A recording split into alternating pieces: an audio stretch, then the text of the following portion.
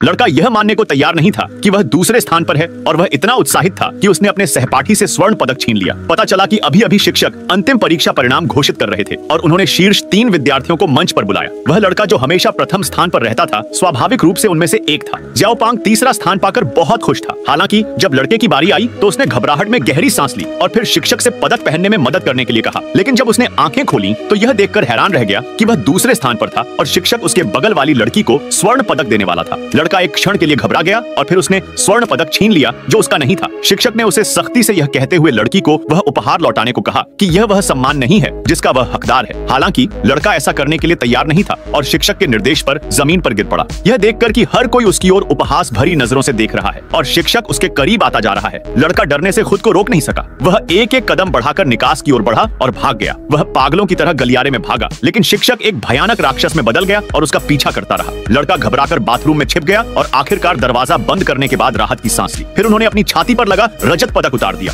जो दूसरे स्थान का प्रतीक था और उसकी जगह किसी और का स्वर्ण पदक पहनना चाहा। लेकिन उनकी लाख कोशिशों के बावजूद स्वर्ण पदक लटका नहीं सका और गलती से वह उछलकर बाहर आ गया। लड़के ने उसे उठाया और कई बार पहनने की कोशिश की, लेकिन वह उसे पहन नहीं सका। इससे पहले कि लड़का कुछ समझ पाता, वह भयानक खाई में गिर गया। जमीन से अचानक अनगिनत ऊंची दीवारें उठ खड़ी हुई और केंद्रीय मंच के नीचे स्वर्ण पदक रखा हुआ था। वह अपनी ताकत दिखाने के लिए सबसे ऊंचे स्थान पर खड़े होने के लिए इंतजार नहीं कर सकता था। उन्होंने स्वर्ण पदक को सफलतापूर्वक अपनी छाती पर लगा लिया, लेकिन जब उन्होंने अपनी भुजाएं ऊपर उठाई और जयकारे लगाए तो उनके चारों ओर भयानक सन्नाटा छा गया। कोई भी उसकी खुशी मनाने को तैयार नहीं था और उसका मूड बेहद अकेला हो गया था। लड़के को इस समय अंततः यह बात समझ में आ गई कि यदि उसे कोई ऐसी चीज भी मिल जाए जो उसकी नहीं है तो भी वह खुश नहीं होगा। उसने निराश होकर दरवाजा खोला और स्वर्ण पदक शिक्षक को लौटा दिया। कहानी यहीं खत्म हुई। कोई भी हमेशा शीर्ष पर नहीं रह सकता, लेकिन जब तक आपने अपना सर्वश्रेष्ठ प्रयास किया है आपको इसका अफसोस नहीं होगा और कोई पछतावा नहीं होगा। कभी कभी अपनी असफलता को स्वीकार करना भी एक मूल्यवान प्रकार का विकास होता है। जीवन में सफलता केवल अस्थायी है, जबकि असफलता ही मुख्य विषय है। हालांकि